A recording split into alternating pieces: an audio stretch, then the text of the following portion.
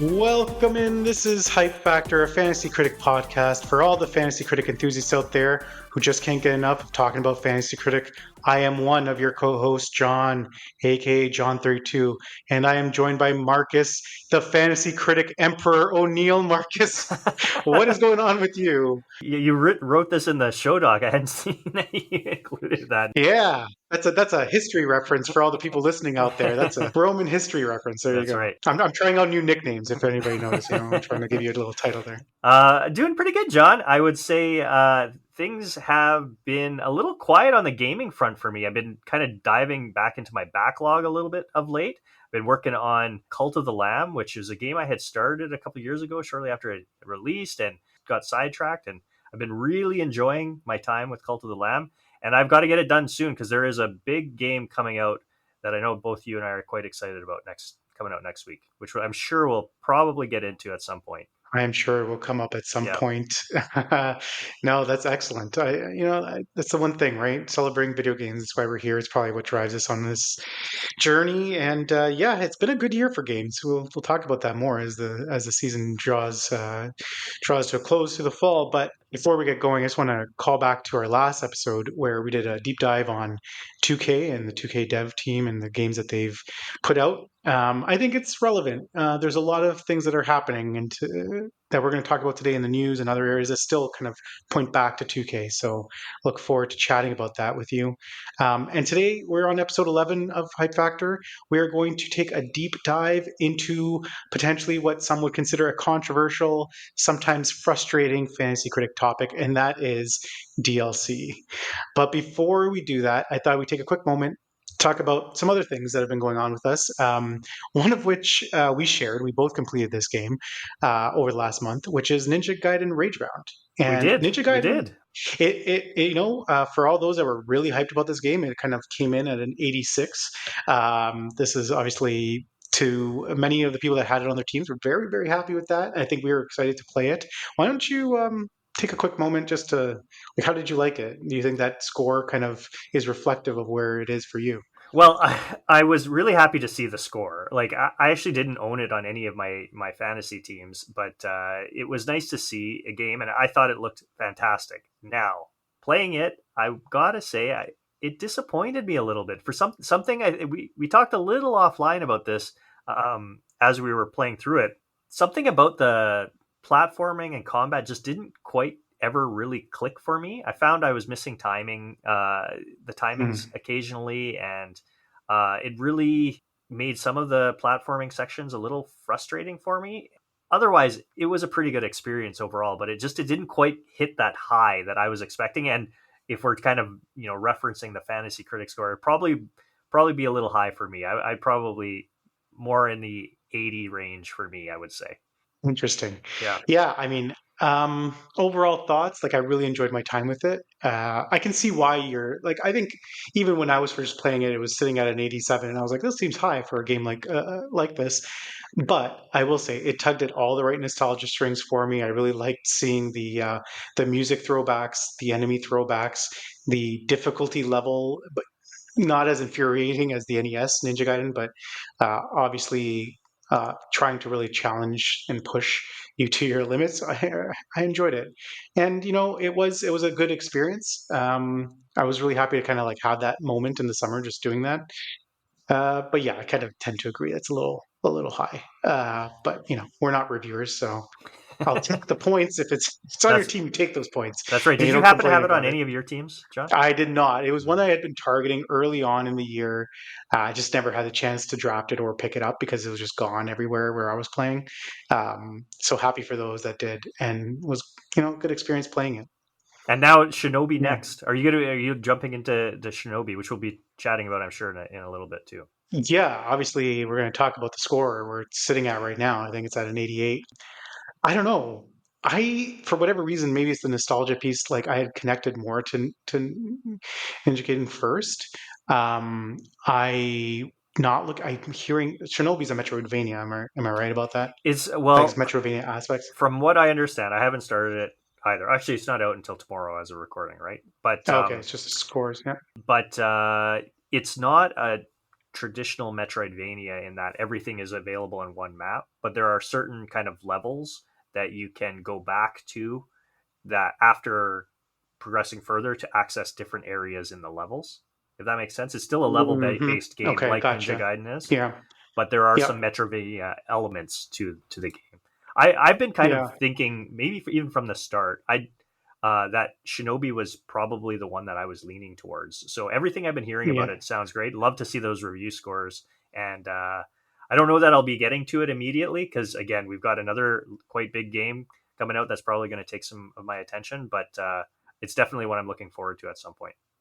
That's where I am too. I think it's not a day one for me, only because there's so many other things on the horizon that I'd like to get to. And truthfully, I've got some travel in late September coming up. I'll be away when Ghost of Yote shows up. So, like, I think I know my lineup for the next couple of months. But I'm sure that it'll, whether on a discount or on a subscription service, I will get to Shinobi eventually, I'm sure.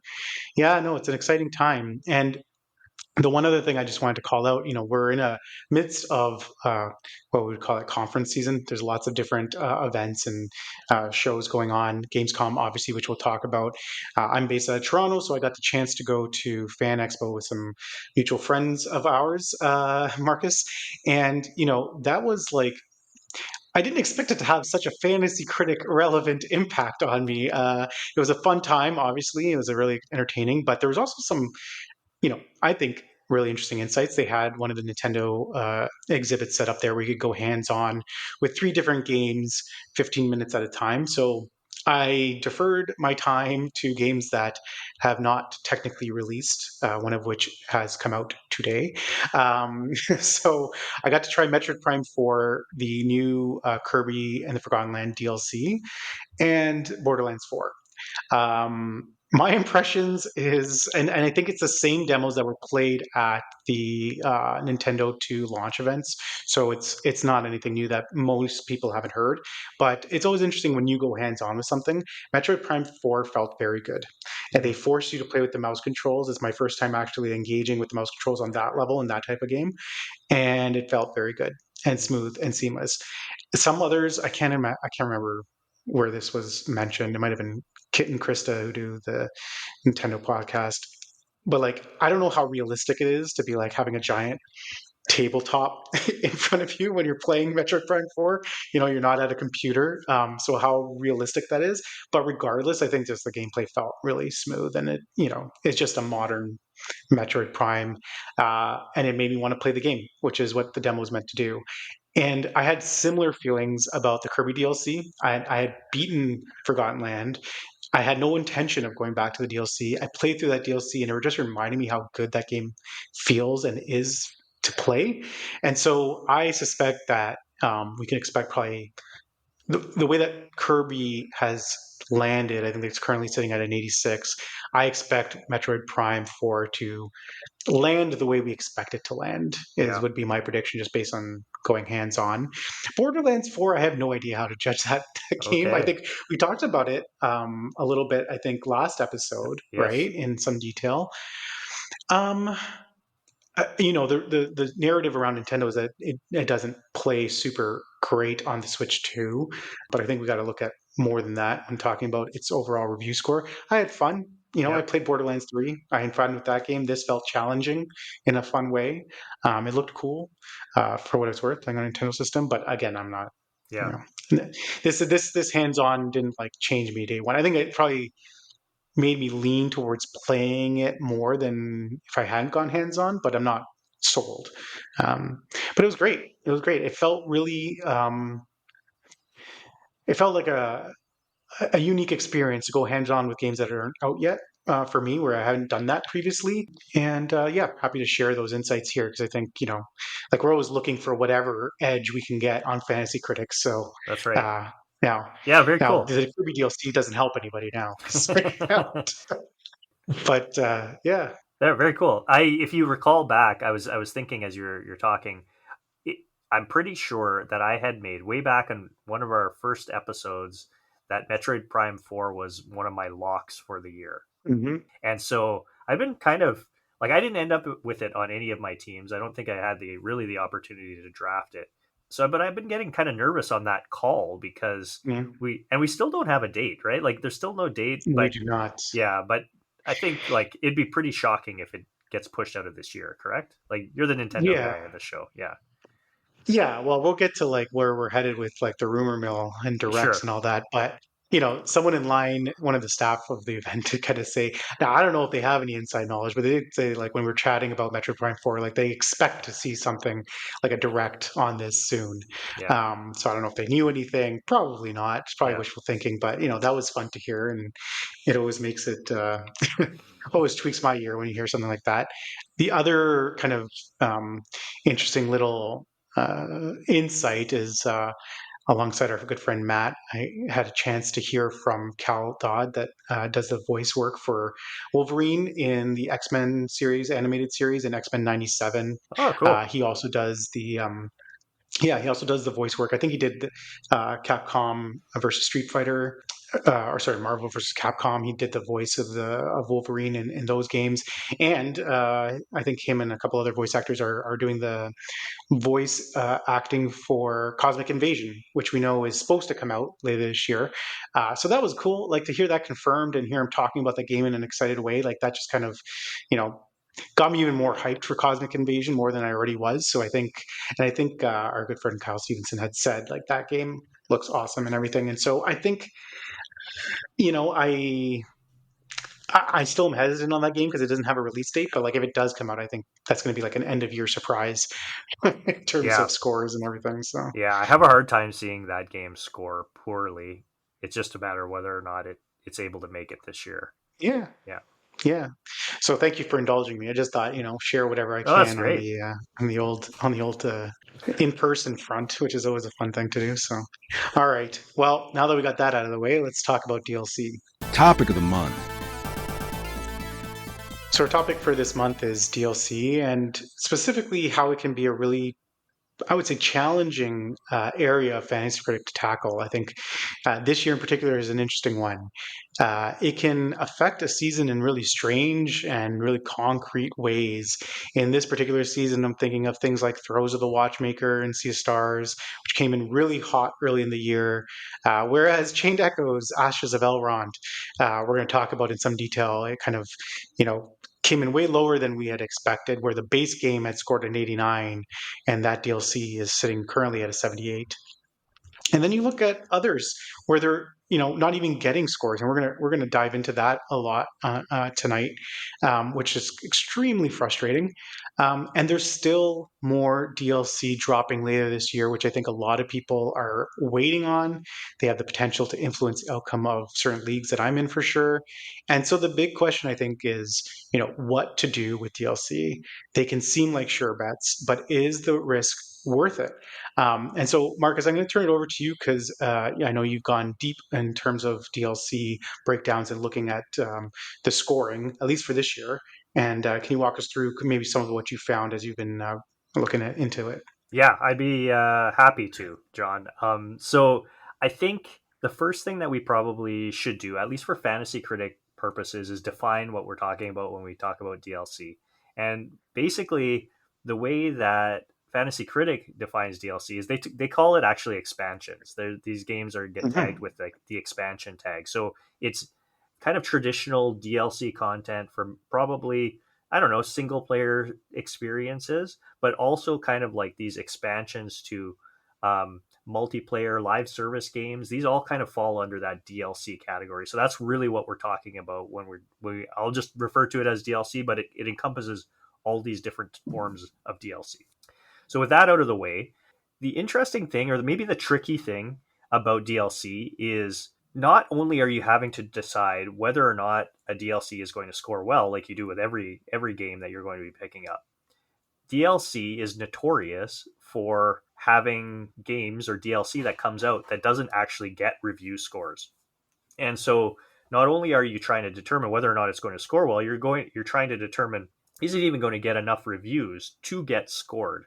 Because it is quite common, and I'll get into the numbers just for the games that have come out this year about how many games actually don't even get scores. So how about we jump into that right away? Sure. Yeah. To this point, I took a look back at all of the games that released in 2025 that had that expansions tag. So right now, as of today, kind of the end of August this year, we've had 18 expansions that have released. Only 9 of them got scores, so they're talking only half, right? Wow. Um, Hmm. so things that didn't get scored: RimWorld Odyssey. There's a Warhammer Rogue Trader. There's a Star Wars Outlaw. So that's a big game from a big dev, big publisher. They have a DLC called Pirate's Fortune. Didn't get a score. Golden Idol game, an indie game that scored really really well, both the first and second offering. Um, Something called Golden Idol Investigation: Sins of New Wells. No score. A few others. And Darkest Dungeon 2. Oh, go ahead. Golden Idol is another big one, Yeah, right? Golden Idol as a franchise, and like I think that's another one mid where a lot 80s. of people Yeah, thought, yeah. yeah. There was a Rain World with DLC. Rain World came out quite a while back, but it released a DLC. No score. Dave the Diver, sitting at a 90. The main game sitting at a 90. Yeah, Ichiban's Holiday. I think we had talked about this as a we potential did. one. Yeah, Yeah, and this is one I had on my team and swapped out at some point. Not because I didn't think it was going to get reviews. I think I went after. I think I replaced it with Indiana Jones, honestly, and just because I had more confidence, maybe in the whole "will it get review" question. yeah, And Dave the Diver with Ichiban's Holiday, like we'll get into it, but it has a content like it was a seemed like a substantial content update yeah, to the base, this collaboration with a really well-known IP. yep. And I think everybody that has it on their team is still sitting there like, What the heck? how is this No possible, score. right? Like, Yeah. what happened with this one? Yeah. Um, and then the last two that did not get scored, Stellar Blade had some DLC that did not get a score, and then Castle Crashers, game from a while back, actually got, I think it's a remastered version that got some DLC and no score.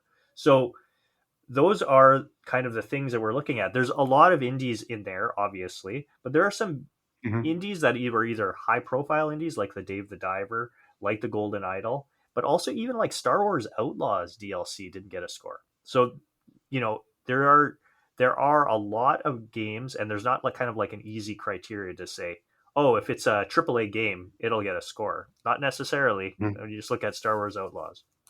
Maybe we'll take a quick peek then at the ones that did get scores. Okay, we talked about, John mentioned Chained Echoes, Ashes of Elrond. That was one that we were big high on. I know I was very high on it. Didn't quite perform like I had hoped, but at least it got a score, sitting at 78. We got the Sea of Stars, Throes of the Watchmaker, performed quite well. We've got Liza P, Overture. What else? RoboCop Rogue City had some DLC called Unfinished Business. There was a 2 Point Museum, big indie scoring game earlier this year. Just recently came out with some DLC called Fantasy Finds. Did get a score. There's a Destiny 2 DLC, John, The Edge of Fate, 62. So the folks that got a Jesus. score, but probably wish they almost hadn't at that point. Good old Destiny. Yeah. What else do we got here? Division 2 had some DLC. The Battle for Brooklyn. Kingdom Come Deliverance 2 Oh, DLC. yes. This is a good one to talk about. Brushes with Death. So Kingdom Come Deliverance 2, probably one of the big surprise hits of the year, at least for fantasy purposes, probably for Hmm. all video games. The main game got an 89, their DLC 75. So pretty disappointing, I That would might say, even for be more that. shocking. That might even be more shocking to me than Chained Echoes, honestly. Yeah, yeah. Um, yeah. And then I guess the last, just to round it out, there was an Atomic Heart DLC that came out early in the year that actually outperformed the base game, scored an 81. So yeah, it's such a mixed bag with these DLCs. One of the things I've noticed, just because obviously I've been following it closely, because it affects my league, it affects one of your leagues as well, and with Chained Echoes, because we've talked about it a bunch over the last number of months, is the number of review scores we're actually talking about when it does come through. Yeah. That's the other variability in here that can either really reward you or really hurt you. The base game for Chained Echoes got 61 critic reviews. I haven't done the math of how many of those were top critics, but still 61 overall that are Hmm. registered on the site versus the Ashes of Elrond DLC. It's been out for a couple weeks now. It has 13. Yeah. And so even just like the number of people reviewing that game, what their own biases is, their viewpoints, a single bad score, a couple bad scores are going to be harder to overcome. All these things, and it goes the other way too, right? You could have a couple, like with Atomic Heart, you could have a couple people that are just really into it, that can sway it the other way. But it creates a lot of variability in the scoring, and that does introduce, I would suggest, like some significant risk into this whole process, right? Beyond just if it's going to get reviews, even if it does, how many is it getting, and what do those look like, Yeah. right? What are the expectations? Well, let's go right into that, right? So like out of those 18 games, only 2 outperformed the base original game. Right. And that is the Atomic Heart and Liza P Overture. So like, and I put that's including a 0 for the ones that didn't get a score, right? Because Yeah. that was their score. So um, Yeah. basically, like you're essentially looking at like a ceiling of the Hmm. base game, and chances are it's probably a decent amount less than the base game for these Yeah. DLCs. There are the exceptions, of course, like the Liza P Overture. Sea of Stars performed quite well. The 2 Point Museum was basically the same, just 1 point below the main game.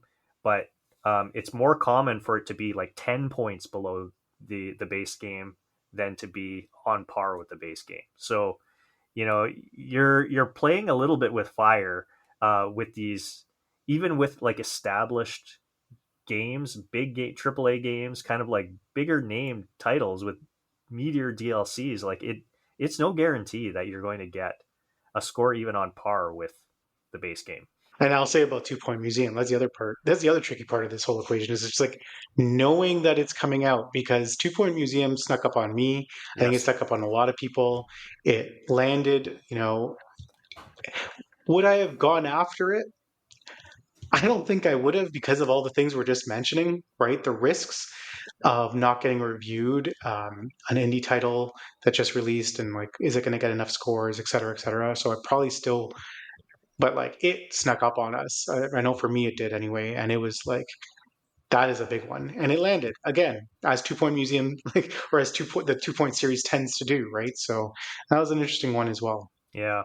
And I think like maybe before we kind of start transitioning out of this, I did a little bit of a case study, 2 case studies, in fact, on some, what we mentioned right at the beginning, these live service games that have kind of like many years worth of DLC packs that come out. So, two big franchises, Destiny 2 and Final Fantasy 14, have had, over the years, these games have been around for a decade at this point, or almost a decade.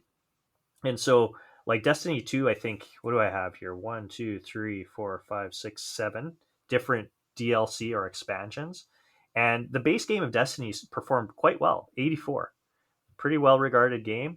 But the DLC, John, is all over the place. They range from 62. Two DLCs from Destiny 2 scored a 62. The most recent one, The Edge of Fate, that just came out this summer, a 62, as well as one called Warmind. Um, and then the Final Shape, which came out, I believe it was just last year, 91. Like, what the heck? How is one? And maybe it's because I'm not a Destiny player, but how is one supposed to know which is going to be a 62 and which one's going to be a 91? That's really tough. Playing Destiny, no one really knows what's going on. You just sorry, Maybe that's it. that's been my experience with. Yeah. Anyway, And I think the best case scenario that we have in sort of this thing, because John and I love certainty when it comes to Fantasy Critic, and Final Fantasy 14, at least when it comes to this DLC conversation, is probably as much certainty as you can expect to get. Final Fantasy 14, so the relaunch of it, A Realm Reborn, scored an 86, and then they have done 5 DLC kind of expansion packs. Endwalker, these are not in order. Endwalker, Dawn Trail, Stormblood, Heaven's Sword, and Shadowbringers. And they all range from 81 to 93. Pretty good. yeah, Yeah, like yeah. that's kind of your best case scenario, I think, is like the Final Fantasy 14 example. Although Hmm. I was kind of burned. I had Dawn Trail last year, John, and I was a little disappointed with an So you 81 got for the Dawn. low end of I that got the stick. I got the Yeah. bottom of that. Yeah. Well, I will say something on that, and maybe it's something, I don't have the numbers in front of me, but just like poking through what's happened, there is something that was announced that's not on our list tonight because it is a 2026 release, but that is an expansion to World of Warcraft, Mm, which is another one live service that yep. many people are familiar with. Big titles, really great, usually really great DLC, and you just poke through those scores, and they actually tend to do, I think, relatively well. And I Okay. think the new one is called Midnight. Now, it's not this year, but it's something to keep in mind, right? There are certain, like you said, I think what you've pinpointed here is, let's call it certainty, where there's actually more than one example to point to. Like you have this trend line, and you can actually feel confident that that DLC that you're going after is going to fall within that range. Ideally, you're looking at Final Fantasy 14 or maybe a World of Warcraft or other titles where you know that they have had those DLCs and they've just always done Yeah. well, versus one-offs where you just really can't tell. Um, Now, we talked about Kirby and the Forgotten Land. It's currently sitting at an 86. That's a director's cut, so that doesn't really fit into this equation. I know they're treating it differently, but it's another one where, when I saw it, uh, you know, it's not like the house was burning down to pick that up. I think some people were excited for it as potentially a lock, but I didn't think there was necessarily like a guarantee. And Yep. it's another example where you can't really tell, but um, I don't know. I think this seems like a way better way of identifying a trend, and a trend that can actually point you in the correct direction, which is what we're looking for, which is that certainty, Yeah. eliminating some of that risk, bringing it back to a place where you can feel comfortable and confident in those picks. Totally. And I think like for me, I know that not just doing this exercise, but probably in my experience of the last year or two playing Fantasy Critic, I think before that I would have looked at DLC basically the same as a sequel. Quite a bit of certainty, especially if it's a big game, well popular, scoring well. I'd be like, this is easy points, and kind of my experience over the last year or two, and especially now, kind of like digging into the numbers for all the games, all the DLC that's released this year. I'm like, I don't know that that's a right perspective to me. I think it's a lot riskier than Yeah, just a traditional like sequel to a popular, well scoring game. And I think that yeah. that might be the biggest kind of like takeaway message that I've had from kind of doing a bit more of a deep dive into this is like these are probably riskier than most people appreciate. I think that's a good message. I mean, I think I've actually focused on DLC, or trying to do some of these sneaky pickups this year more than in the past, mostly because in the past I've seen people successfully execute against that, right? They pick up something that's kind of seems like an obvious one, it comes through with a good score. You're like, damn, why didn't I think of that? Yeah. And you try and replicate that in the next year. I think I'm kind of guilty of some of that this year. But I think you're right. There is a higher level of risk. I think we all kind of look at the games and do some of the same type of calculus. How substantial or how big is the DLC update? Is it a content piece? Is there new things that would warrant review scores, right? We all try and identify that when we're evaluating. Is it a paid DLC, right? That's not always going to necessarily produce results or review scores, but is it a paid DLC because they feel confident enough to do it? Like, I don't think any of that is necessarily kind of coming out in the wash here when you're looking at the numbers. It's not necessarily pointing to a trend line. The one thing I would say, maybe with Lies of P, and maybe it changes how I look at some of this stuff, is like we've talked about this like in episode one, like the zeitgeist around certain things. Sometimes I think the zeitgeist around DLC can also speak to how we should be perceiving it, and like the value of the item. And by that I mean, like, there was a lot of hype around Lies of P, not just because of the base game, but specifically on the DLC, the appearances at the different conferences, the chatter online, some of the different pieces that were feeding into that. That maybe was an indicator that something like that was going to at least perform at minimum the way the base game did. I think those that had it on their teams like got rewarded for that. I think about that also with we have upcoming Indiana Jones Yep. DLC. I'm hopeful because I do have it on one of my teams. I do need it to come through. I'm hopeful that that is one where the base game got a lot of love, and it came out at a weird time time where it wasn't really in the Game of the Year competition last year because of the date and all that Mm-hmm. controversy. And now they've just kind of highlighted it again. The base game is coming to Switch One. Maybe there's some momentum there that they showed it at Gamescom. Maybe there'll be something that is paid off, like pays off in the end.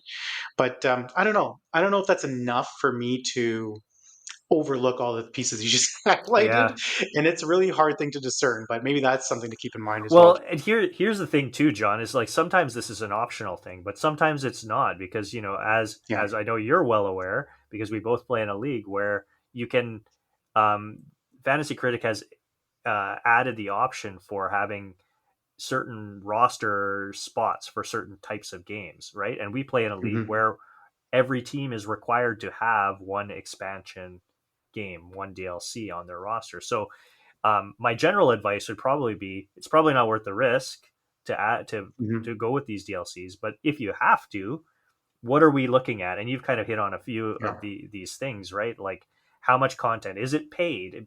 At least you're probably looking at a greater likelihood of it getting a review score because again it's quite common for a lot of these things to not get review scores. So if it's a fairly substantial content amount of content, that's probably at least pointing towards review scores. If it's paid, again, probably review scores. I think live service updates probably are more likely to get review scores. Just the way Probably they're built, right? It's because of the way they're exactly, built and the way the exactly. model works. Yeah. Yeah. Probably first party stuff. Like I'd be, I don't see a world that Indiana Jones doesn't get a review, doesn't get a review Yeah. score, right? AAA stuff probably a little more likely. Star Wars Outlaw was really the only one from that initial list that didn't get a score that we would probably consider AAA. But beyond that, it can be really tricky. Like if you are able to identify one that gets a review score, that's fine.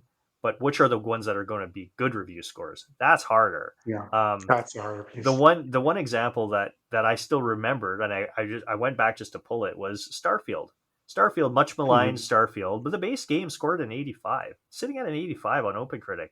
Well, Shattered Space came out the next year, 61, and people were excited about that going in. Right, That's that's a crazy. Yeah, 20 maybe the zeitgeist piece doesn't work so well 24 point when you talk. difference in score. Like my goodness. That's So crazy. it's you're really flipping a coin, I think, in a lot of respects. I mean, I do think you're right that Liza P was probably the Liza P and honestly Sea of Stars were really, really good bets. Yeah. I would have probably ahead of time said Chained Echoes, but that's I said but that Chained Echoes pick, I felt so good on that for the entire season yeah. since I picked it up, I think in the draft and had it sitting there.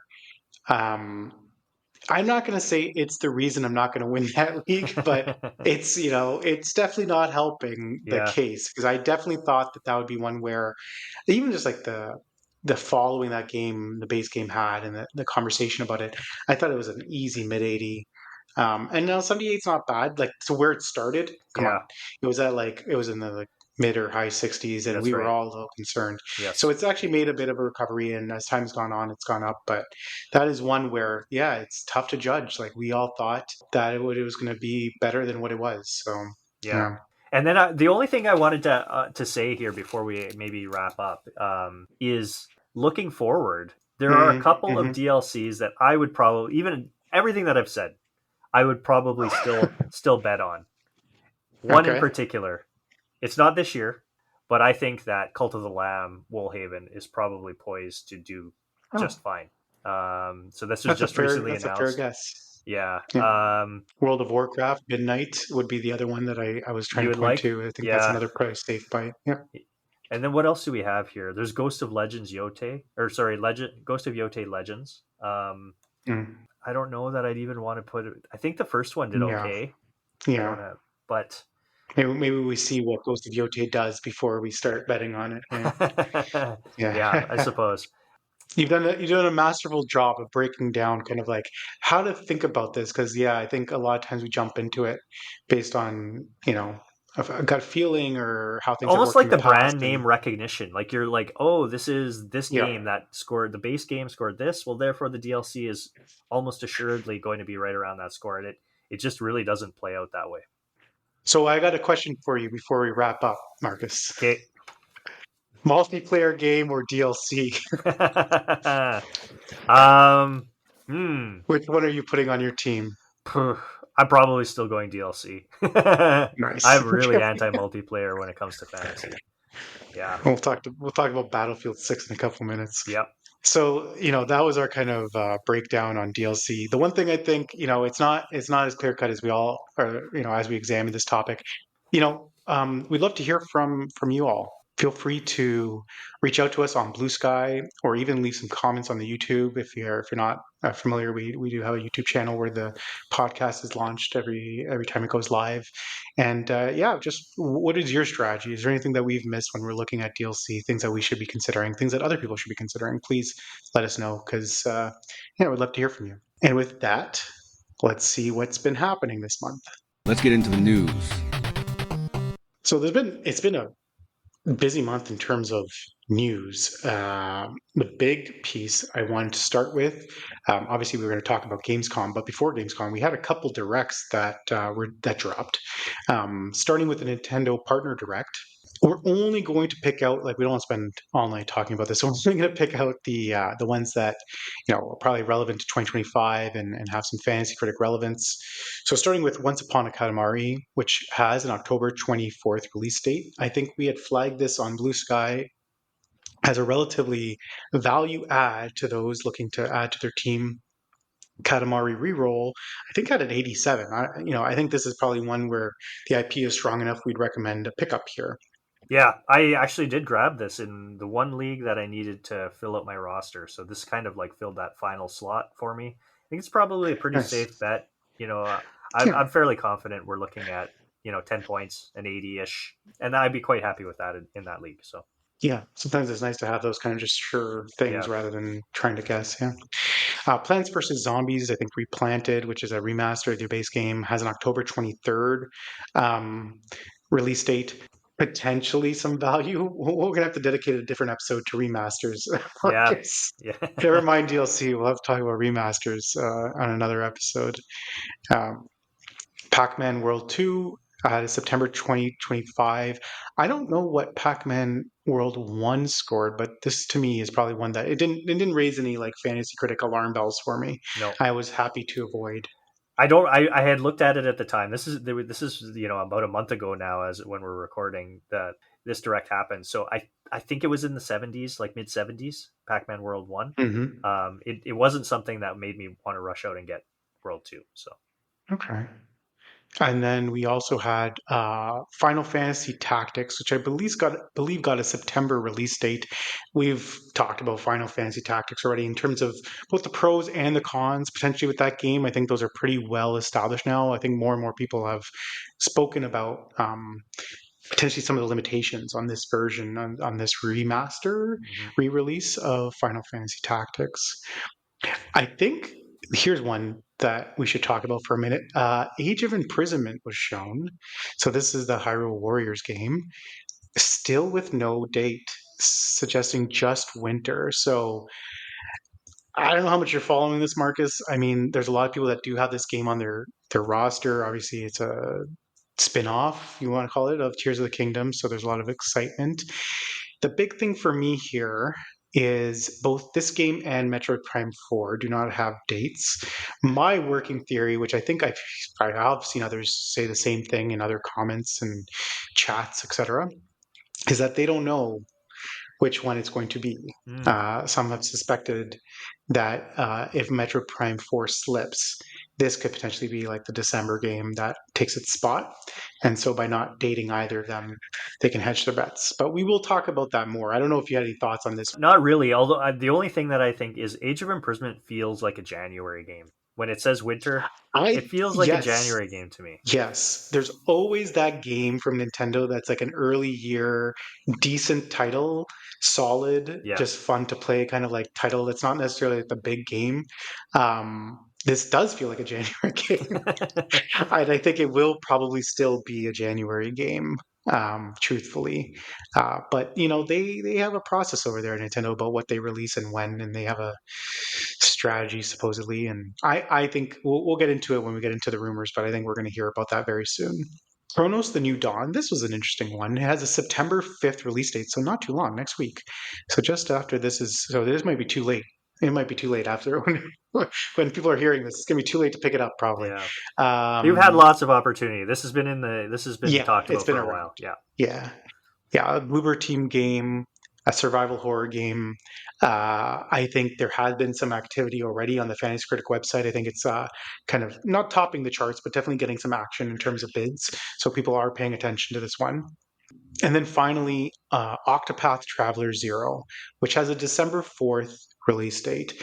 And maybe I'll pause here to just say, like, I think this is the other one where there's a lot of potential value.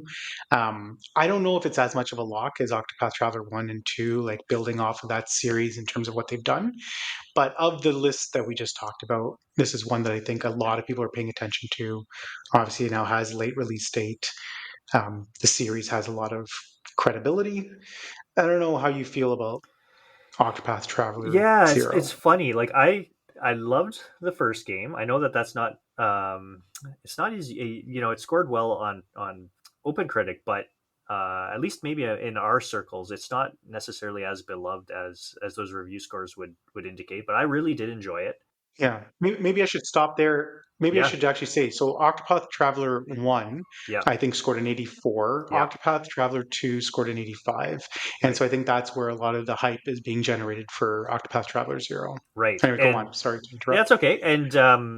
And so I really loved it. I bought Octopath 2 shortly after release, and I still have not played Hmm. it. It's on my backlog. It's one I've been meaning to get to forever. I'm sure I'm going to love it. My co-host for my other other podcast, Michael, loves Octopath 2, and he's been bugging me to play it forever. And I'm very much looking forward to it. I'm sure I will love it. Octopath Traveler Zero, there was something about it that didn't jump out at me. So, like, as I Hmm. said, earlier here with these Nintendo Direct games, I was looking to fill out my roster. I chose the Katamari game over putting in a bid for Octopath Traveler Zero. Now, that doesn't mean I think that Traveler Zero is going to do poorly, but I guess I wouldn't be shocked if this slips into the high 70s. I don't know that it Sure. is quite Yeah. as mid 80s like the previous two. Yeah, there was some narrative, like people were being a bit critical because like I think it takes or pulls from the mobile Octopath game, but from what I've heard, it just pulls kind of like themes and characters. It's not like a port of the mobile game or anything like that. So Yeah, I wouldn't be like blown away if it scores 84, but yeah, I feel like it's maybe I don't know. I it's feel probably like not it's maybe surpassing the yeah, second like one. that's best case scenario, and I think it's just more likely to be a little bit below 80 than it is 84. Yeah. So that was kind of why that was at least the decision making for picking Katamari over it. We also saw Elliot the Millennium Tales, but that's not till 2026. But that also looks awesome. Yeah, it That's the really one I'm does. actually excited about. So Yeah. yeah. Um, Then we had the following week a Nintendo Indie Direct. A lot of the stuff here I don't think is relevant, but I do kind of want to shout out some of it just because I think it's worthwhile. Um, and I don't mind taking a moment to give some praise on some of these indie games. So Herdling, which was from the Firewatch dev, had it basically released on August 21st, and that's sitting at I think at an 80 right now, so it's doing pretty well. I think similarly, Is This Seat Taken was shadow dropped that day of the Indie Direct, and it's sitting at an 80 as well, if I'm not mistaken. So like obviously with a shadow drop, you don't really have a chance to action that unless you really were big on that game. But I these are think yeah, I think is that seat taken in particular had been it might have been one we had talked about around Summer Games Fest time, right? yeah. I remember people playing the demo, maybe Mm-hmm. Steam Next Fest. That I could can't be remember too. if it was Yeah, then or yeah. So that's one that I'm glad. Like it just seems like it's like paying off, right? You yep, know what I mean? Like it's also seems like a lot of fun. Speaking of DLC, Little Kitty Big City has DLC, which I believe is live now, and I have not seen a review score for it, surprisingly enough. So we will see yeah. if that will Well, continue the trend if or it's not. live, it's not. There is no score. It probably isn't even in open because I scrolled through everything and there was nothing. I'll have to go back and check. I don't. I think it is already live, but I'll correct myself if I'm wrong about that. Yep. Then they had a section of just Switch 2 games. So those first few were on both platforms, Switch 1 and Switch 2. For Switch 2, they did highlight Ball times Pit, Ball X Pit, which we've talked about before, with an October 15th release date. So I think we've covered that one. I think we've talked about that one. It's some length already. Yeah, I think I've had some people in my circles that have played the demo. I think they recently released a Hmm. demo, and I think they liked it quite a bit. So take that for what it's Yeah, worth. But yeah, yeah, I know. I've heard the same. That's kind of been the mantra. And now that it has like the release date, I think that's yeah. really helpful. Then we had Ultimate Sheep Raccoon, which I think is this Chicken Horse sequel or spin-off. Sitting and Chicken Horse Sword of 79. This game just had a winter 2025 release date. So again, probably not fantasy critic relevant. I don't know if I would be looking at this as like the be all and end all. So Yeah. Probably safer then there bets was out there than Ultimate Sheep Raccoon. Probably. yeah, yeah. Then there's a few also that kind of came up. One was Winterborough. Again, a cool looking game, cool looking indie game, but just a winter 2025 release date. Undusted has an October 25 release date. But again, I don't know for this particular game if this is something I'm going after. I don't know if you had any thoughts on either of these. Winterborough looks cute, but yeah, I mean these and Undusted I don't know anything about. I actually didn't see this Yeah. game, so yeah. Yep. And then Tiny Bookshop also shadow dropped that day of the Indie Direct. That is also, I think, sitting at an 80. So, like, a lot of just like really decent indie games coming out. I'm going to take a moment on this next one. So, Strange Antiquities was shown with a September 17th release date. I've actually been surprised in the fantasy critic circles that this is not getting more play. This is a sequel to the game that came out a couple years ago, Strange Horticulture. And Strange Horticulture scored an 84, and I remember it being a bit of an indie must play. I just actually claimed it off of GOG for free, so exciting times. But for Strange Antiquities, I just thought that it looked cool. It kind of has a similar vibe. It kind of has some of that pedigree now. Might be something that is worth looking at if you need to round out a team. Not sure if it'll hit that 84 mark, but I don't think it's a bad marker for where it could I land. think it's a pretty solid bet. I don't like that Strange Horticulture game. I haven't played it, but the few friends that I have really like it.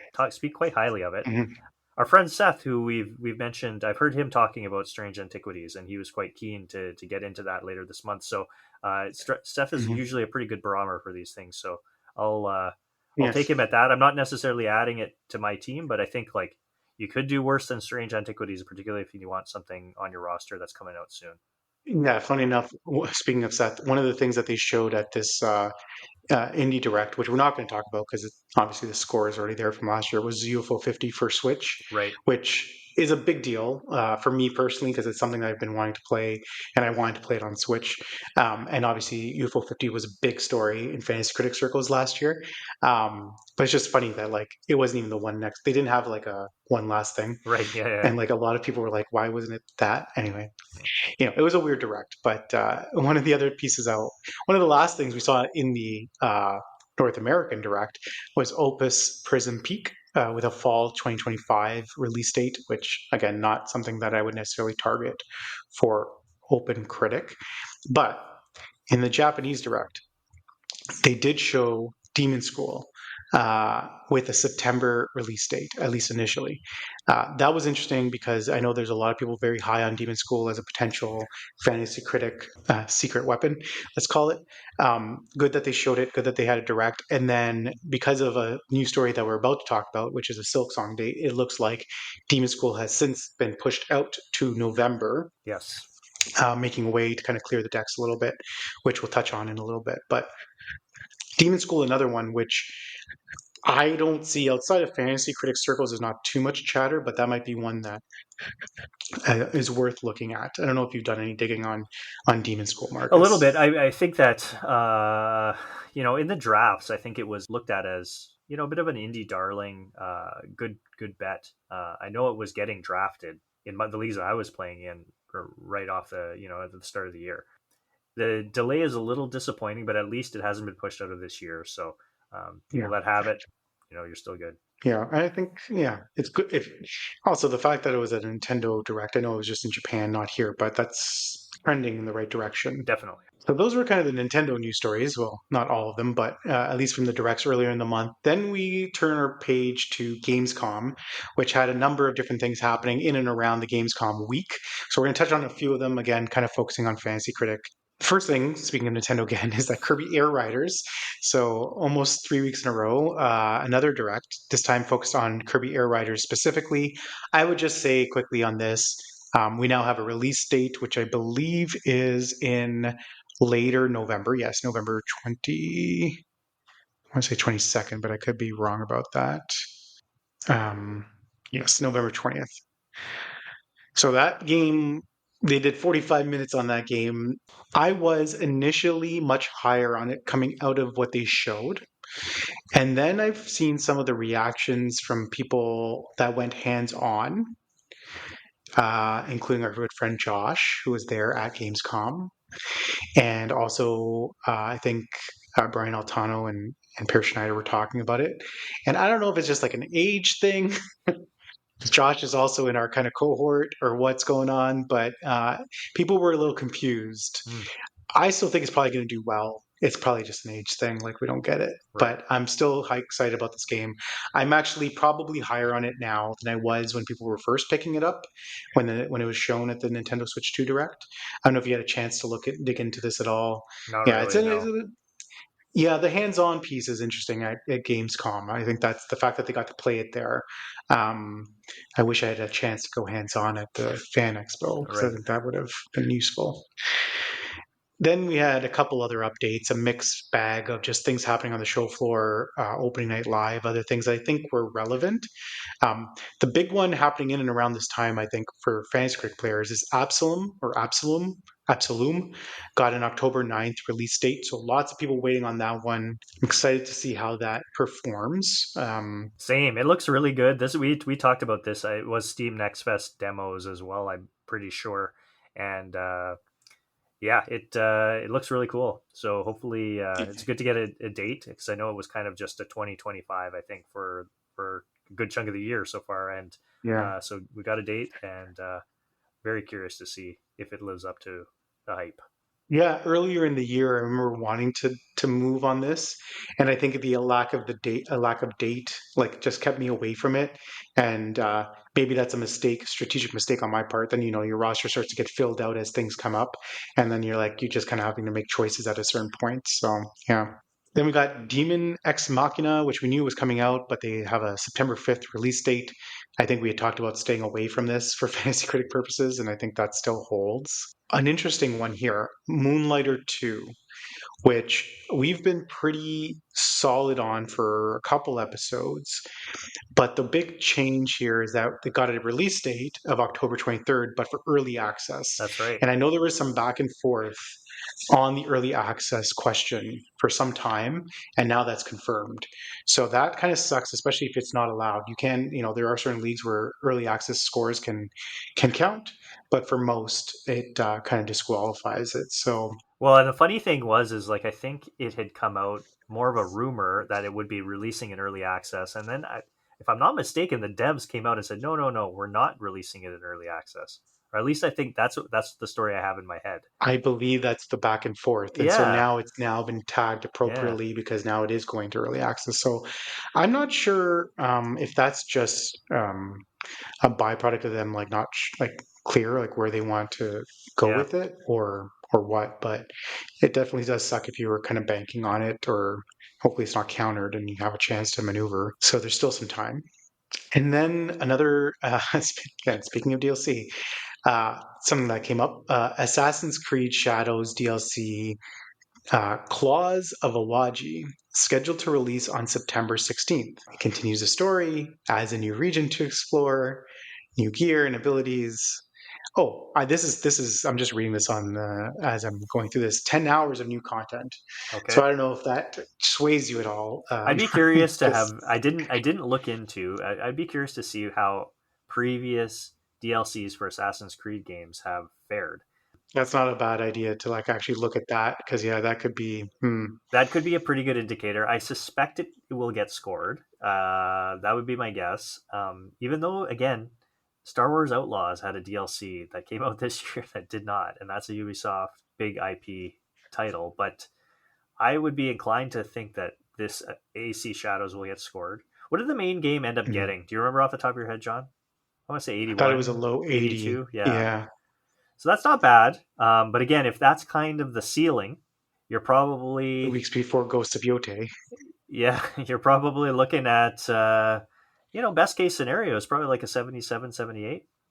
Yeah. If that's what you want, I suppose, but there's probably better bets out there available even to add above it. So, but then Yeah. again, I'm an And AC yeah, hater right now, right? This year I have been, right? So I didn't want anything to yeah, do with AC Shadows. So maybe that's yeah. that's The biasing base my game was 81. 81. 81 was the base game. So you're Yeah, right on the money there. And then it happened. it It happened. finally, like we could have spent a whole episode just on I this. know. We chose not to, but the big news, everybody can put away the clown makeup. The memes can finally end. It is Silk Song. It finally has a Yeah, release date, and it is September 4th. By the time people are listening to this, it'll just be a couple days away. Um, I can't believe it, John. fantasy It's critics, finally here. I I, think that I don't even know what to say at I this know. point. Like, I really don't even know what to say about this. Yeah, I have it on one of my teams. The people that have it, I think, are looking quite smart, I yeah. guess. I guess. Yeah. But truthfully, after this many years, it's really a crapshoot. Well, I I what I don't would know. say I was thinking about this. It's like it's hard to praise Team Cherry, at least in terms of like the timelines that they've decided to release information and everything.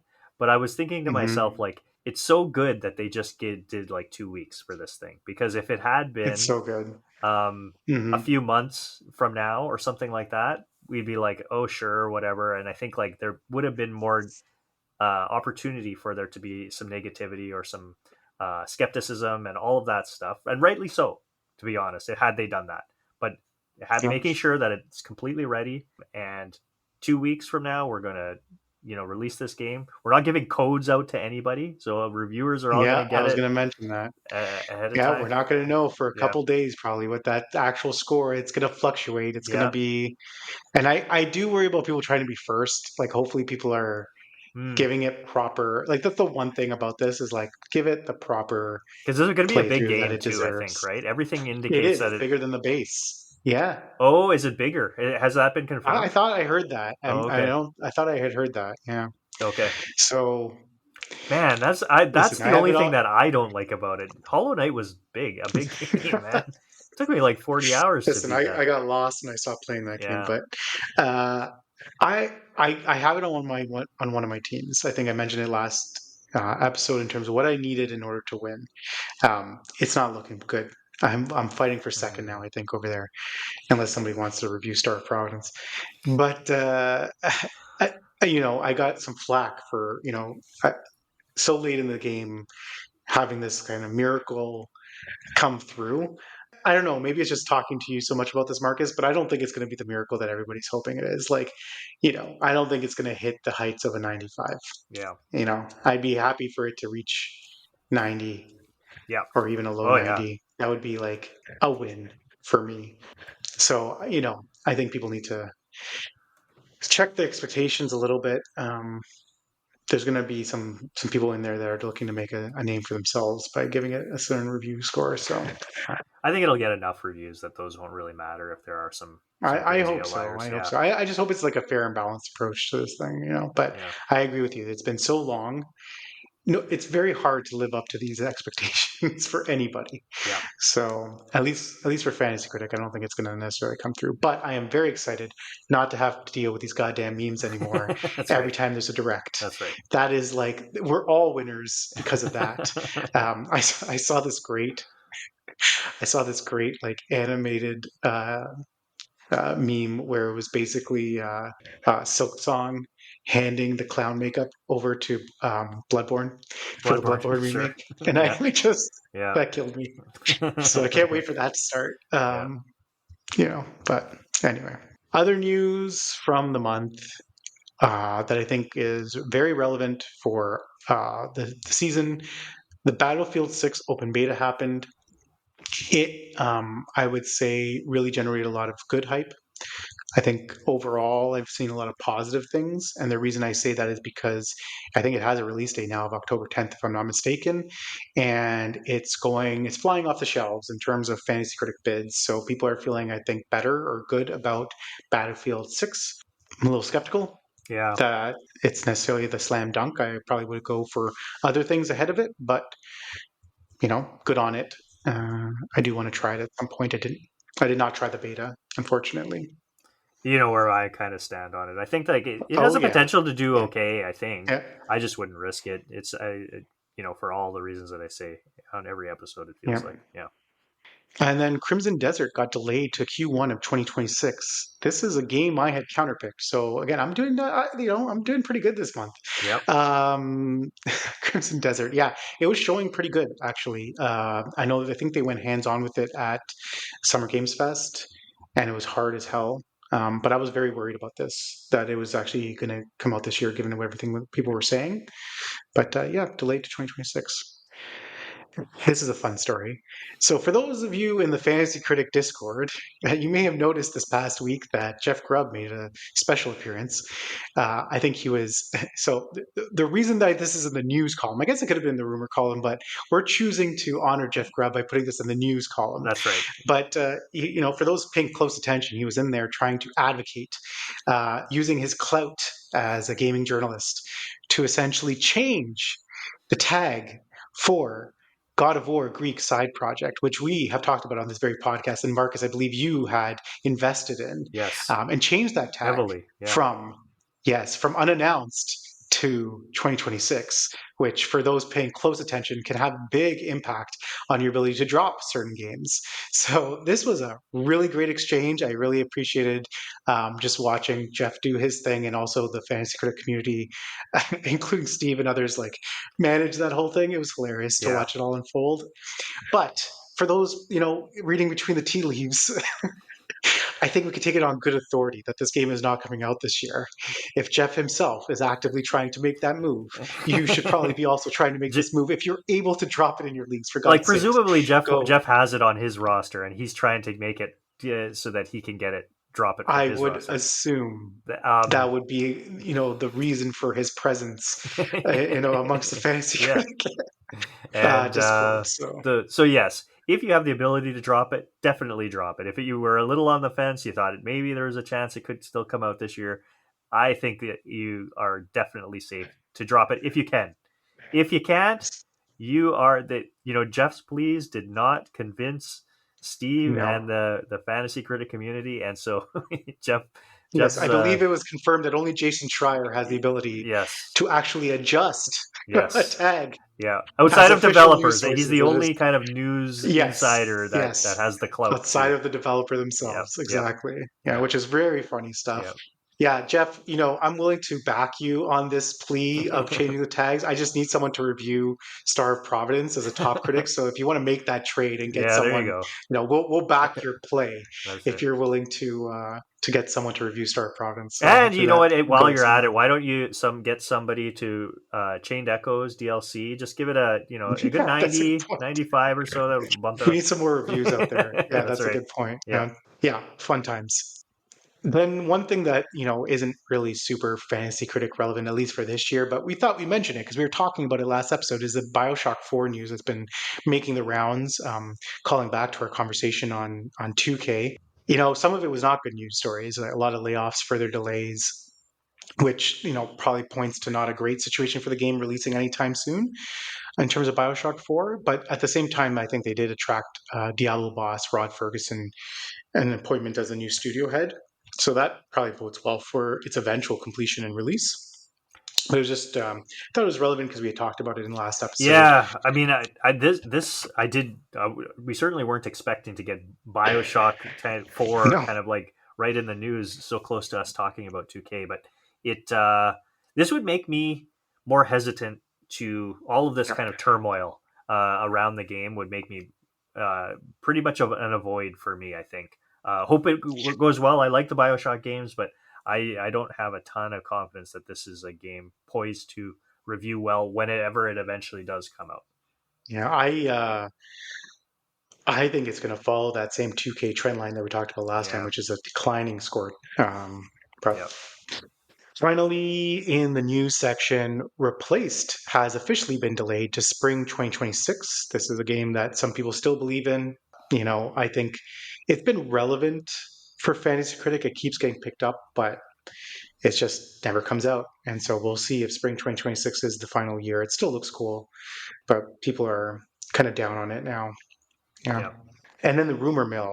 So a couple of big things here that I think are worth talking about. So let's talk about some Nintendo stuff. Lots of Nintendo stuff this month. So lots of rumors swirling. Specifically, I saw this on the Games and Leaks Reddit thread.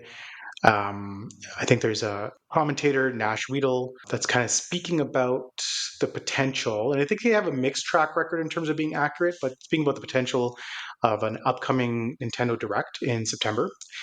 Not too surprising. There's always or has been for the last number of years, a kind of a September Direct in that time frame, and potentially even a Metroid Prime 4 dedicated Direct. This is something they've been doing. Obviously, they did one for Mario Kart. They've done one for, or sorry, they did one for Mario Kart. They did one for DK Bonanza. They've now done one for Air Riders. I wouldn't be surprised if there is a Metroid Prime 4 Direct. So those things are percolating. I would not be surprised if they came to fruition, probably to date some of that stuff that we're still waiting on, which includes the likes of Metro Prime 4, which includes Age of Imprisonment, some other pieces that still kind of have to fall into place. Now that we have dates for Pokemon, we have dates for Kirby Air Riders, like what else, should people be looking for?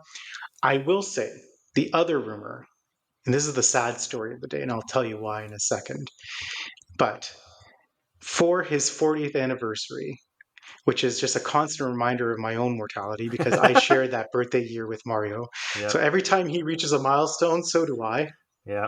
which is terrifying.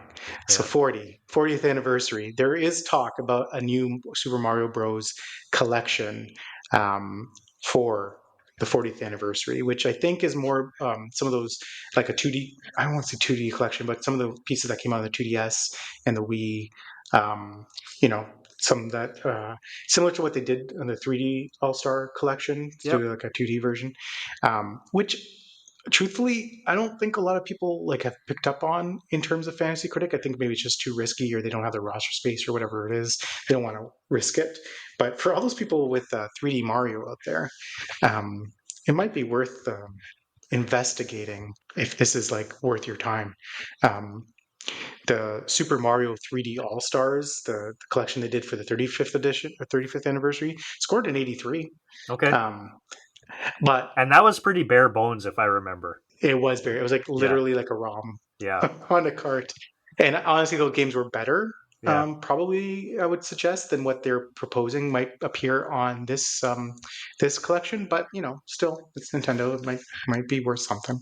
Yep. It also not clear it's going to come out this year, like in 2025. But I thought it's worth mentioning. The other kind of interesting rumor, again from I think it was a rumor that was circulating in different parts. It popped up on the Games and Leaks Reddit thread. I think Todd Henderson from Insider Gaming may have corroborated it, which was that there's work or soon to be announced Forza Horizon 6, which would be a big deal. Yes. Probably, I was thinking about this because I saw this on the show dog. Probably Xbox's best, most certain IP for fantasy. At this point, I yeah, think so, right? Like, what else yeah. would it We're be? going to talk about Gears of War in a minute. So, Yeah. yeah, I think you're probably right. Yeah, so if it does come to fruition, I mean, there's some interesting things happening with this. Like, we don't know it's going to be this year. They're just saying like the rumor is that they're going to show it, right? So still Yeah. probably not 2025, but set in Japan. That's pretty cool. There's some really positive things to be excited about there, and that could be a big deal when we're talking about next season. Yep. So yeah, please be excited. All right, well, let's look back at what we've been dealing with over the past month and some of those review scores. Hype check. So, some of the games we've been dealing with in August, starting with Tales of the Shire. I can't remember if we covered this last time around. I think we made some score predictions coming in where people kind of expected, which is a 61. I think Yeah. we were I know I was much higher on this game, expecting it to at least like break what people thought it would do, but no, it didn't. Yeah, Kind of came I want to right feel below. like I predicted low 70s, like 72, Yeah, 73, somewhere in that neighborhood, but yeah, wasn't quite expecting a 61. yeah. I thought maybe the IP would lift it slightly, but a game I wanted to shout out because it's doing pretty well is called Eartheon, scoring an 88. I don't know anything about this game. I believe it's an indie game, but I'm not sure. It is. I know quite a bit about this game. It looks fantastic. It is a shmup, so a shoot 'em up. Oh, okay. Yeah. It is built like using the Sega Genesis or Sega Mega Drive like hardware. So basically, it's only on PC right now. I think the consoles are coming later, and then next year they're releasing a Sega Genesis cart that you could play Oh, in your Sega Genesis. oh, very interesting. Very cool, right? Okay. Yeah, Yeah, I need to be paying more attention. Yeah. yeah, yeah. Um, we already spoke about it, but Ninja Gaiden Ragebound is sitting at an 86, which is pretty good. Hmm. Very happy with that for those that have it. I want to shout out, speaking of old games, Gradius Origins, the Gradius collection, which Yeah. I had heard about. I didn't think about this for fantasy critic purposes.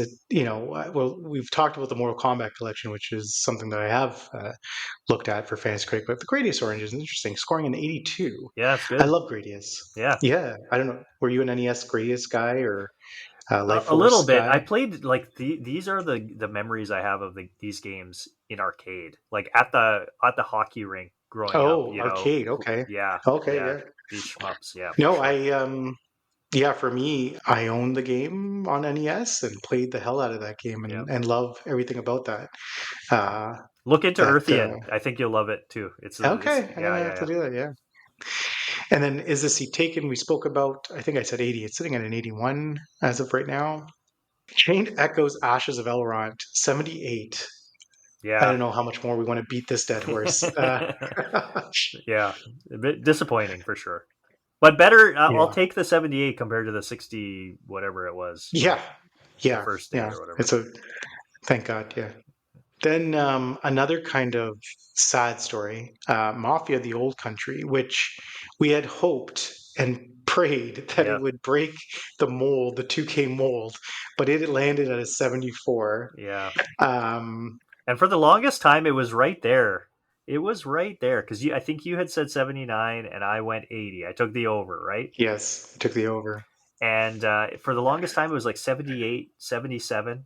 I And then know. all of a sudden, it Yeah. just dropped all the way to 74. So a few low reviews But must have come in. we should have taken our own advice on the episode Yep. and just stick with the trend line because, again, it just kind of proved what we were showing on So that episode. we presented all this data, said this Yeah. is what we think is going to happen, and then we went against our own advice. So Yeah, we were hopeful. We were yeah, hopeful because we wanted it to be, better than it was. yeah. But yeah, that's an interesting little like experiment there. Yeah. Drag X Drive for the Nintendo Switch, another game scoring 64, Mm. kind of where people expected it to land based on how it was showing and all that. It is a cheaper game, but I don't think that came into it. I think just kind of bare bones and yeah, it's another miss for Nintendo. Sword of the Sea, which we were high on, scored an 87. So nice to see that that came through. We've been really pushing people in that direction. Have you played it yet, I have Alex? not. It's on my radar. Okay. You can take all the credit for this. I was actually slightly down on it. I think I again I don't remember what I had said, but I feel like I wouldn't have been surprised to have it have dropped below 80. I might have even predicted high 70s for this. So this is reviewing a decent amount better than I was expecting for sure. Yeah, I think with this one, yeah, I was really like, is it going to live up to like the journey pedigree that Yes. people were putting against it? And it is, which, that has not been the case for most games this year. So like, it is good for those that got it. Like that, I think it was a good pickup. Hurdling, we spoke about earlier, sitting at an 80. This is an interesting one. Gears of War Reloaded just came out, sitting at an 81 currently, probably lower if you know the story of the Gears franchise and kind of where the other two. I think they were much higher in terms of review scores. Have you been paying much attention to the narrative here on Gears of War? Not really, although I did hear, friend of the show Kyle Stevenson and co-host Mr. Badbit Joseph Moran. He he has played it, and he was saying that he's a big Gears fan. He's played it many Mm. times, on Xbox, and the updated version, the Ultimate Edition, I think it's called. And so he's quite familiar with the game, and he wished they could have done a little bit more with it. So I think like Yeah. that kind of lines up with where this score is. It's not a bad game by any means from his perspective either, but he was hoping for a little bit more updates to kind of bring it into 2025, because this is an old game. I think it's 2006 Yeah. was the original. So, I think I've heard some rumblings that it doesn't perform so well on PC, mm, which is interesting. And like, what's the reason for that, given that it's an older game? yeah, I think maybe the Reloaded title. This is like, honestly, I apologize to all those fans out there because for of Gears, because I haven't played it yet, so I really can't comment authoritatively. But I was listening to Kevin Ainsworth and Save the Game Media talk about it just a couple hours earlier tonight. Um, I don't know, like it feels almost like the Reloaded title almost like set expectations higher than it was going to do more than what the mm, last remaster did, which they just came out some years ago, and people have been playing it, and it was a good kind of update of that base original game. And maybe the Reloaded was like, people were thinking it was like a remake, like to the level of a remake. um, it's unclear. Like, I don't think there's like a clear story here. But it's definitely lower than I think people had hoped. I had it on one of my teams. Now, I still think I'm okay with getting 11 points here, but it's definitely lower than what I thought was going to come through. yeah, I thought it was a sneaky pickup, and ended up biting me in the butt. yeah. So, Probably yeah. won't hurt you, but yeah, like if you needed more, like, it might be a bit disappointing. Yeah, some people are probably banking on more. Stories of Seasons Grand Bazaar scored an 83. And Metal Gear Solid Delta Snake Eater sitting at 87 currently. Yeah, That's actually probably even, I didn't know there was a lot of questioning of like, what would this remake look like in terms of scoring? yep. And there it is. That's pretty damn high. Better than I was expecting for sure. I was worried again. This is a not unlike the original uh, Gears of War. This came out a while ago, like early to mid 2000s, and this is a full on remake, so it's not quite the same story. But wondering, how some of those sensibilities from these older games kind of translate into today, and obviously with this one, quite well, because an 87 is nothing to sneeze at. So good on all Yeah. those who drafted this game, because this was basically universally drafted. You got your Hmm. game out this year in 87. That's exactly what you want for a game that you draft. And then Kirby and the Forgotten Land, we talked about the Switch 2 edition Star-Crossed World. The director's cut sitting at an 86. I think I went back and listened to what we had said about this when it was first shown at Switch 2 Direct. There were two quote unquote DLC or director's cut shown there. Funny enough, Mario Party was the other one, which did not review well and didn't even show up on the Fantasy Critic website, so people were avoiding that. Right. This one was on the Fantasy Critic website, did list it on a number of teams, so good on them for picking it up. But yeah, I would say probably higher than I would have thought for a DLC at this point. Now it could fluctuate. I think it's still early days in terms of that game's release, but yeah. And then we already talked about Shinobi Art of Vengeance sitting at an 88. We expected Lost Soul Aside, which is releasing the day after we are recording this, to have a review score, but everybody seems to be suggesting that that is not happening till release day, and I do wonder why. We'll Yeah. find out. You know, how that might be an indicator of some stuff, because I know that we've been kind of mixed on this title over the last little while, but we will see. We will see. I don't. Some stuff. It does not fill me with a ton of confidence that we don't have scores yet. I think we're trending towards low to mid 70s score for this game, but we'll see. Yeah. Hopefully, it does All right. better. Yeah. And then just looking ahead to some what's coming up, where people are putting their money on Fantasy Critic, like what are the moves that people are making. I went and took what was trending after the week of August 9th. So a few weeks ago now, because I really wanted to see how some of those directs or any of those things were actually moving the needle, where people were valuing things. Interestingly enough, even back then, on the week of August 9th, Battlefield 6 was topping the pickup lists with Yep. over 220 bids and over 3,000 spent on Battlefield 6. And that was around the same time that the open beta was happening. In terms of the indie or the Nintendo games from the directs that we had mentioned, Octopath Traveler Zero is probably at the top of that list from that week with over 200 bids and over $2,000 spent. And Once Upon a Katamari, which you bid on, I think sits at number 4, just after Ball Times Pit. Yep. But definitely a drop off. Ball Times Pit had 76 bids, Once Upon a Katamari 67 bids. So definitely drops off much quickly from the time of where those top two were. And that's not too far from where things are this past week. In terms of this past week, we got Battlefield 6 with over 225 bids and over 2,800 fantasy dollars spent. Um, Interestingly enough, Kirby Air Riders was second after that. So people are Yeah. still bidding on Kirby Air Riders after the direct. And after people went hands-on at Gamescom with 148 bids and over $2,000 spent, so still kind of in that space. And of that list from before, Octopath Traveler Zero is still up there with over 130 bids. And Chronos: The New Dawn, I didn't mention this, but Chronos: The New Dawn from that indie direct or from the direct from Nintendo continues to sit. Got a little bit of action both the first week of August and March more recently. So, anything else from those lists kind of stand out to you, Marcus? I know Absolum is getting a lot of play now too. Anything else that you want to call Well, out? I just wanted to say congrats to from 2 weeks ago to the 49 people that got Sword of the Sea and the Mm, 31 who picked up Shinobi Art of Vengeance. You guys are, you know, you waited till the last minute, but it worked out well for you. And still 32 people able to add Mina the Hollower, John. I can't. maybe Is there they even that many maybe they saw leagues the left? short. Maybe they saw the short, Marcus, and they just realized it's still available in their My leagues. goodness. Yeah, Okay. Absalom, I think like if you're looking to add a game and that's still available, not a bad bet. 120 people added it just this past week, um, so it is getting picked up. Unbeatable is an interesting one to me, John. It's a game where music is illegal, and you're playing music and doing crimes. So it really good art style, looks interesting. I feel like if I had to choose between Absalom and Unbeatable, I'd probably picking Absalom. But keep an eye on Unbeatable. I think that has some potential here. yeah, And then Battlefield 6, I think that it's going to get right. added a lot. I think Let's that chat about Battlefield 6 for a minute and like what we think, if it's actually worth sitting at the top of this list or not.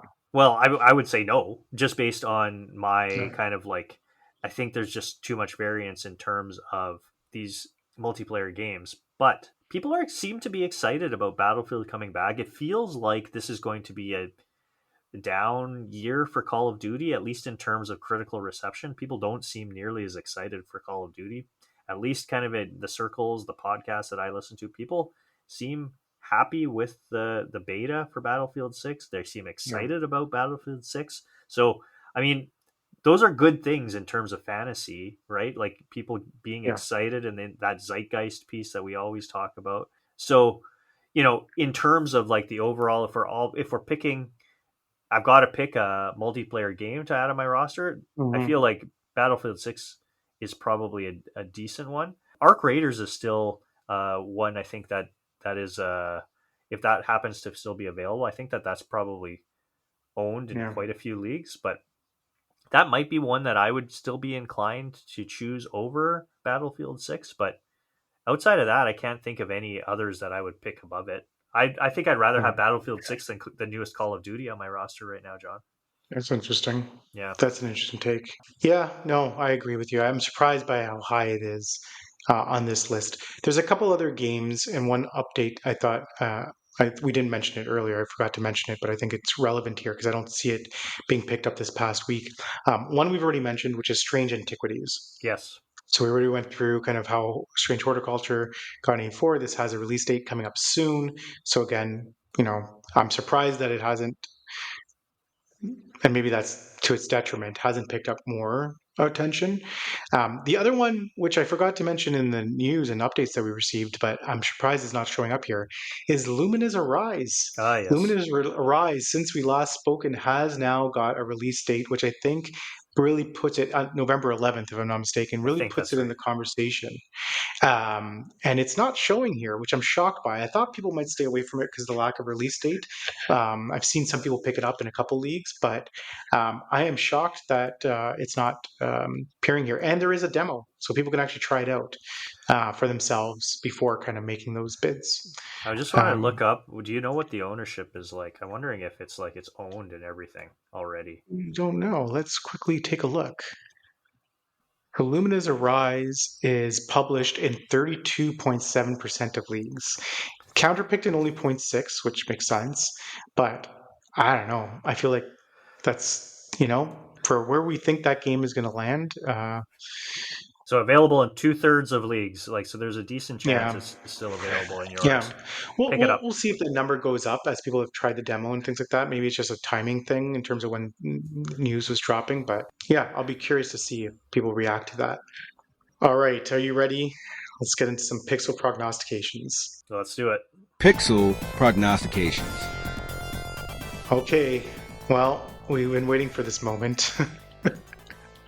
Hollow Knight Silk Song releases very soon. Marcus, do you want to do the honors or do you want me to go first? I could go first. I don't mind. I've been thinking about this, obviously, right? I Yeah, knew it was going yeah. to be something we were going to be talking about here today. So, I feel like we've said a lot about Hollow Knight Silk Song, and I've said a lot. I had the kind of the take that my worry with Hollow Knight is that reviewers say that this is just more Hollow Knight. Doesn't mean it's going to be a bad game. I still kind of subscribe to this opinion, I guess. And I think that it's going to struggle to get what the original game did, which was a 90.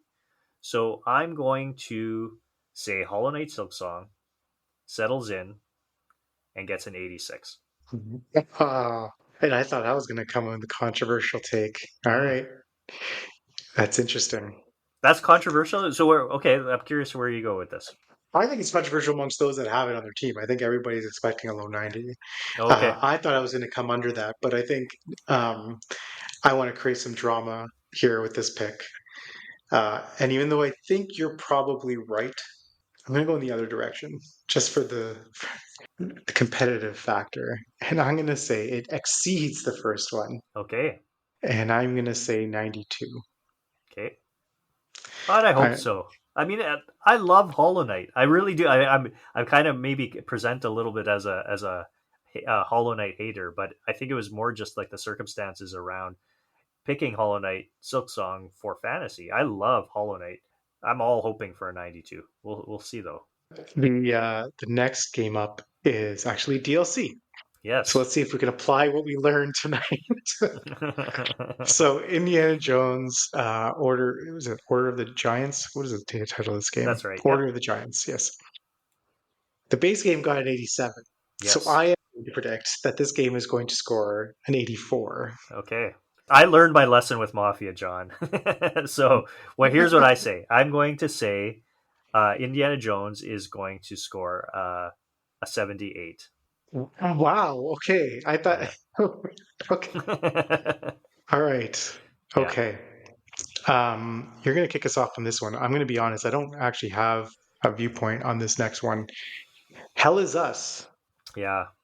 Yeah. And as Uh, I feel like I talk about this every episode as well, I've counterpicked Hell is Us. So I have a vested interest in hmm. this game, not maybe performing as well as as other people seem to be kind of hyping up this game. I think it's been previewed at a couple of times from insiders, at least once, and people seem to be interested in this game, kind of cautiously optimistic, let's say, or excited even for this game. So that worries me a bit.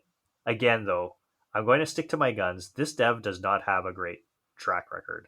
They have released, their last two games. I don't remember the titles of them. They're pretty, not well regarded games. I think they scored in the 60s, even high 50s. Hell is Us is definitely trending to do better than that. I probably wouldn't counterpick it again, but I still think that I'm not going to lose a ton of points. I'm going to go 75, John. Yeah, that seems correct. I'm not going to go much higher than you. Um, yeah, the previews were higher on it than I would have thought, right? Some people were really like excited by this. Yes. I'll say 78. Okay. Next one, another game I don't really know what to do with. Chronos: The New Dawn. So I'm going first. Yeah, it showed pretty in an interesting way, and obviously it's getting a little bit of hype. People are looking at it like it could do well. Um, Survival horror. This one I really don't know how to judge it. I'll say 79.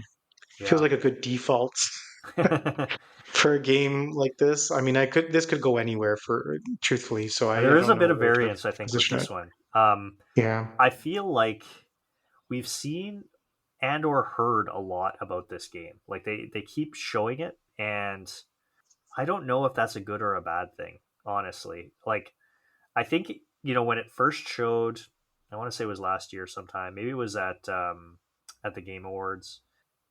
It looked really good initially. I'm less keen on it now. Then there's the blooper team factor. They've their recent track record is very good. This is tough. I think I'm going to go a little lower than you, John. I'm going to go 75 again. Yes. And then this is another tough one. Talking about 2K, Borderlands 4. Yes. Well, it's my turn again. Yeah. Apply the lesson from Yes. last time. Marcus. Yeah. This downward trend we've been seeing. I Yeah. recall Borderlands 3 was about an 81.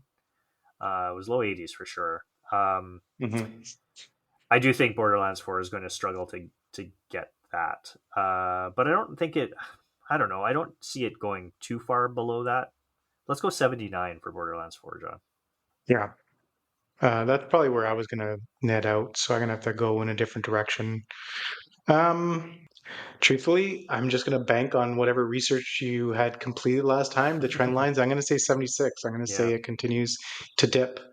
Um, with my hands-on impressions of that game, that didn't feel like a 76. Mm, But I also saw a very small snippet, one specific area, one fight sequence.